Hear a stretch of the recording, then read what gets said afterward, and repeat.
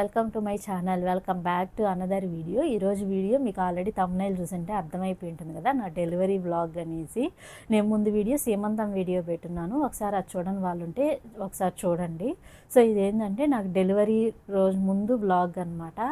ఎలా జరిగింది, ఏంది, నార్మలా సిజేరియన్ అని చాలామందికి డౌట్స్ ఉంటాయి కదా. సో ఈ వీడియోలో చెప్తాను. అది ఏంటంటే నాకు సీమంతం అయిపోయిన తర్వాత నెక్స్ట్ డే 9th మంత్లో కదా మనకు సీమంతం జరుగుతుంది. అది అయిపోయిన తర్వాత నెక్స్ట్ డే హాస్పిటల్ విజిట్ ఉన్నింది. సో ఆ నెక్స్ట్ డేనే ఏంటంటే మనం హాస్పిటల్కి వెళ్ళాము. సో ఆ చెకప్ అయిపోయింది. నెక్స్ట్ ఏంటంటే 1 వీక్కి రమ్మని చెప్పారు. మామూలుగా మనకు 9th మంత్లో వీక్లీ చెకప్స్ ఉంటాయి కదా. సో నెక్స్ట్ వీక్కి వెళ్ళినప్పుడు ఏంటంటే మనకు స్కానింగ్ ఉన్నిందనమాట. నాకు ఆ స్కానింగ్ తీసుకొని నెక్స్ట్ వీక్ రమ్మని చెప్పారు. సో వెళ్ళేసి వచ్చేసాము. 1 వీక్ తర్వాత ఏంటంటే స్కానింగ్ తీసుకొని మళ్ళీ హాస్పిటల్కి వెళ్ళాము.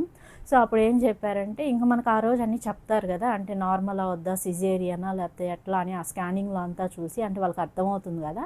సో అవన్నీ చెప్తారు. ఈ రోజుతో మనకు ఫిక్స్ అయిపోద్ది ఎప్పుడు ఏంటి అనేసి ఆ రోజు టెన్షన్గా వెళ్ళాను అనమాట.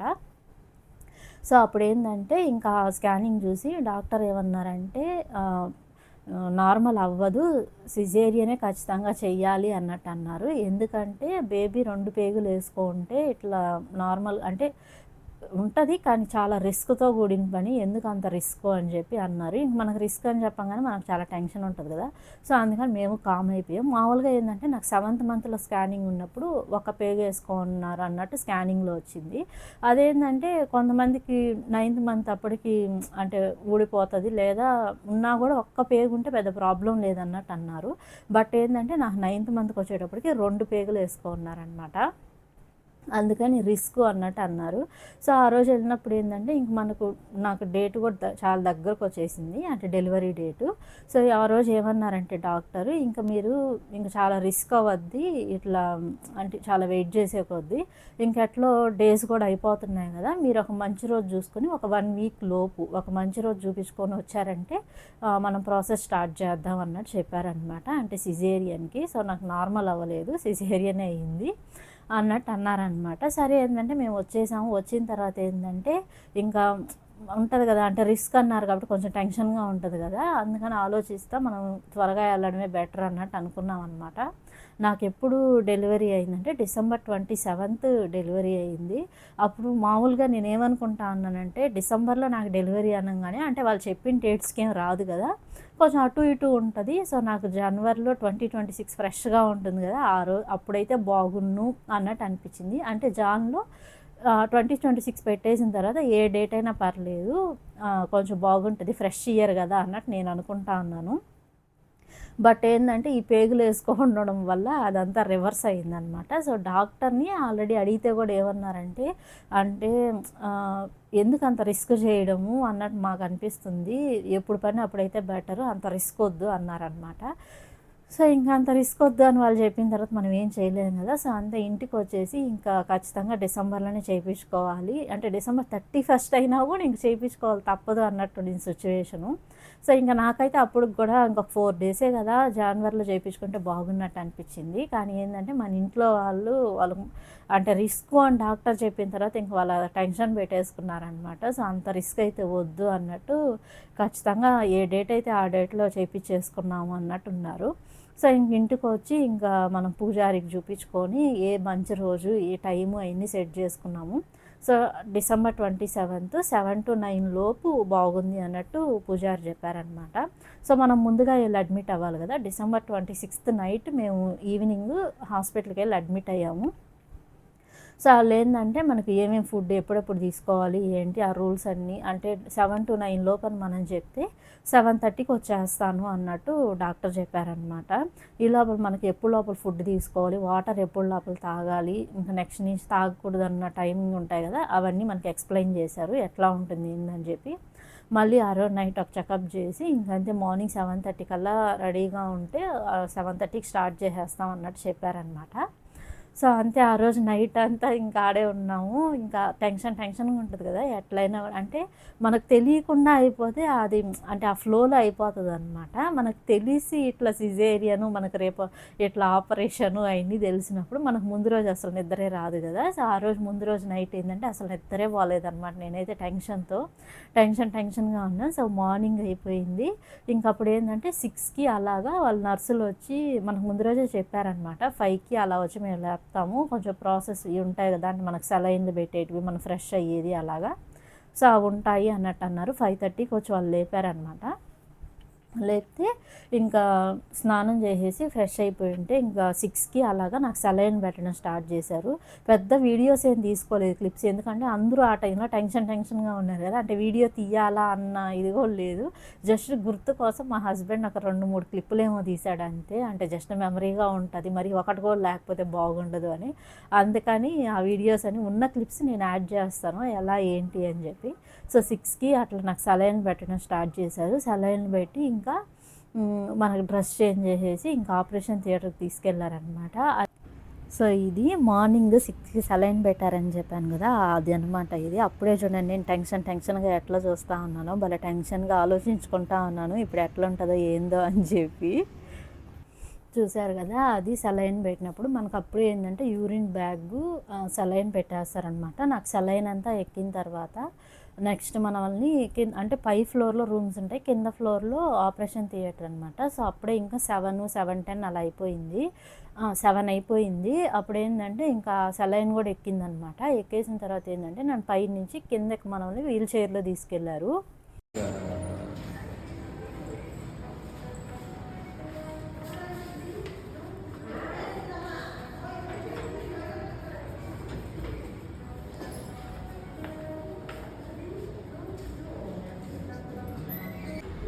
ఇప్పుడు ఇంకా టెన్షన్ మొదలైంది. దగ్గరికొచ్చేసాక పైకి అటు నవ్వుతా ఉన్నా కూడా లోపలైతే భలే టెన్షన్ ఉందనమాట నాకు. అంతే నెక్స్ట్ లోపలికి అప్పుడే తీసుకొని వెళ్ళిపోయారనమాట. తీసుకెళ్ళిన తర్వాత ఇంక వాళ్ళు డ్రెస్ చేంజ్ చేసేసి ఇంకా నెక్స్ట్ మన వాళ్ళు అక్కడంతా బీపీ చెక్ చేయడం అవంతా చేస్తారనమాట. నాకేందంటే ఫస్ట్ ఆపరేషన్ థియేటర్ ఆ రూమ్‌లోకి వెళ్ళంగానే ఇంకా టెన్షన్ మొదలైంది. ఎందుకంటే ఆ ఎన్విరాన్మెంట్ అంతా చూడంగానే కొంచెం మరీ భయంకరంగా ఉన్నిందనమాట. అంటే చాలా ఏదో చాలా ఎక్కువ చూడలేదు నేను సైడ్‌కి గూడా. అంటే భయంగా ఉంటదని జెప్పి జస్ట్ కొంచెం చాలామంది జనాలున్నారు. అది గూడా నాకు అర్థం గాలేదనమాట అప్పుడైతే. కానీ బాగా ఫ్రెండ్లీగానే మాట్లాడతా మనకేం టెన్షన్ లేకుండా కొంచెం ధైర్యం చెప్తా మనోళ్ళు పట్టుకొని బానే ఉంటారు. కానీ ఆ రూమ్ ఎన్విరాన్మెంట్ చూడంగానే నాకు చాలా భయమేసిందనమాట. ఏందో సిజర్స్ అవన్నీ గూడా ఉన్నాయి.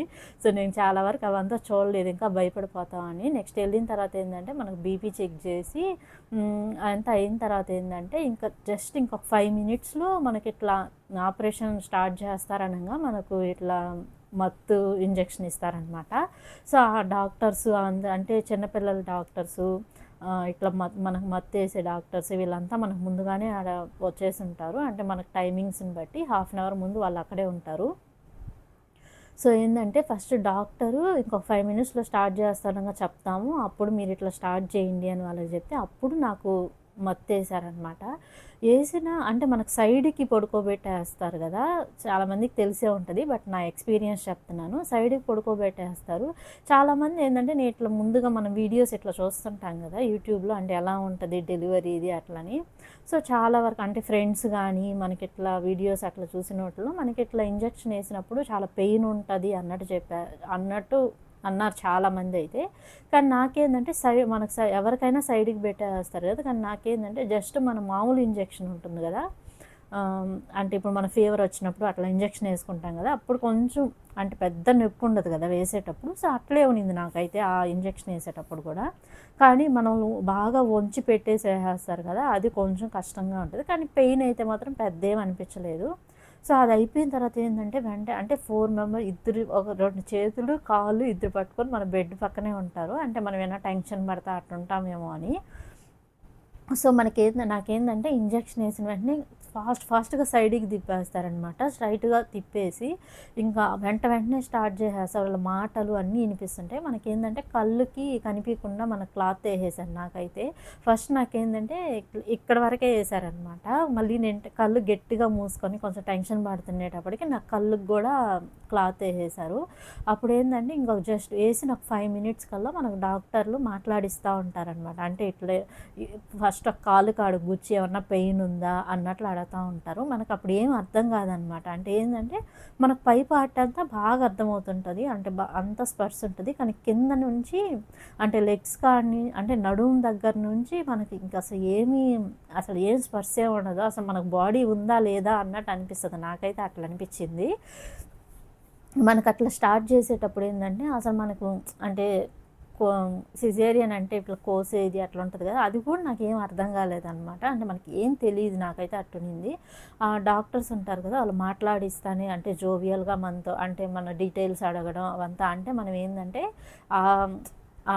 అట్లా వెళ్ళిపోకుండా మనల్ని కొంచెం మార్చడానికి అనమాట. అంటే మనకు మైండ్లో అవంతా పెట్టుకోకుండా ఇట్లా మాట్లాడిస్తూ ఉంటే కొంచెం మనకి ఇవన్నీ అవి మర్చిపోయి మళ్ళీ దీంట్లోకి వెళ్ళిపోతాం కదా, అలాగా మనం అన్నీ మాట్లాడిస్తూ అడుగుతున్నారు మమ్మల్ని. అయితే నాకైతే ఇప్పుడు మత్తు డాక్టర్ ఉంటారు కదా, అక్కడే ఉంటారనమాట. ఆయన అయితే అన్ని క్వశ్చన్స్ అడగడం. అంటే క్వశ్చన్స్ అంటే ఏంటంటే మీరు ఎక్కడ ఉంటారు, మీ హస్బెండ్ ఏం చేస్తారు, అట్లా జోక్గా అడగడం కొన్ని అవంతా మాట్లాడిస్తూ ఉన్నారనమాట. మాట్లాడిస్తూ ఉండి జస్ట్ 5 మినిట్స్ అంతే. కరెక్ట్గా నేను ఆయన అడిగిన దానికి ఒక 5 to 6 క్వశ్చన్స్కి ఏదైనా చెప్పుని ఉంటానేమో ఆయన అడిగిన వాటికి, అంతే. అప్పుడే నెక్స్ట్ వచ్చి ఇట్లా ఎవరు పుట్టారు అన్నట్టు మనకు చెప్పారనమాట. అప్పుడు దాకా అసలు ఏం అర్థం కాలేదు. ఇంకా అంతే, నెక్స్ట్ ప్రాసెస్ తెలిసిందే కదా, వాళ్ళు క్లీన్ చేసి బయట మన పేరెంట్స్ వెయిట్ చేస్తుంటే వాళ్ళకి ఎత్తుకుపోయి ఇవ్వడము అట్లా జరిగిందనమాట. అక్కడే నాకైతే చూపించి ఇదిగో బేబీని చూడు అని చెప్పి చూపించి మళ్ళీ నెక్స్ట్ బయటికి తీసుకెళ్లారనమాట. సో ఆ క్లిప్స్ మనకి ఎవరు అక్కడ తీస్తారు, క్లిప్స్ లేదు కదా, అప్పుడే వాళ్ళు వెయిట్ చేస్తూ ఉంటారు బయట మన వాళ్ళు ఎవరు పుట్టారా అని చెప్పి. అంటే కొంచెం ఉంటుంది కదా అది. సో అట్లా చిన్న క్లిప్పే ఉన్నింది, పెద్ద క్లిప్ ఏం లేదు. అది కూడా యాడ్ చేస్తాను ఆ క్లిప్ ఉంటే చూసి. సో అట్లా జరిగిందనమాట. జస్ట్ 5 మినిట్స్కే అంతే, 5 మినిట్స్కి అయిపోయిందనమాట. బేబీని అంతే తీసేసి చూపించారు. అంతే, బయట మనం వెయిట్ చేస్తూ ఉంటారు కదా, అక్కడ పనిచేసే వాళ్ళు తీసుకొని పోయి మన పేరెంట్స్కి ఇస్తారనమాట ఇంకా బేబీని. సో అదే ముందుగా ఏంటంటే తను ముందుగానే వచ్చి చెప్పేస్తుంది అనమాట ఎవరు పుట్టారు అని. అంటే ముందుగా అంటే వాళ్ళు క్లీన్ చేయకముందు చెప్పేసి మళ్ళీ లోపలికి వెళ్ళి మళ్ళీ క్లీన్ చేసి తెచ్చిస్తారనమాట. సో అది ఇక్కడ జరుగుతుంది.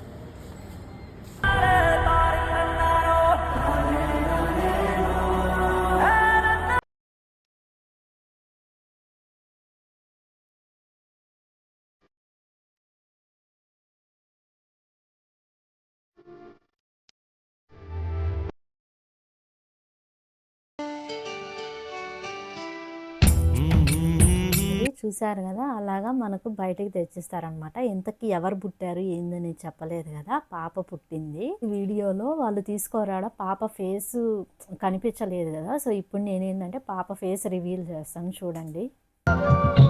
ఆకాశంలోని చందమామ బంగారు పాపై వచ్చే ఇంకా నా డెలివరీ వ్లాగ్ ఇది. సో నెక్స్ట్ వ్లాగ్లో ఏంటంటే ఇంకా పాప ఫంక్షన్స్ ఆ వీడియోస్ అన్నీ ఇంకా బ్యాక్ టు బ్యాక్ ఆ వీడియోస్ అన్నీ షేర్ చేస్తాను.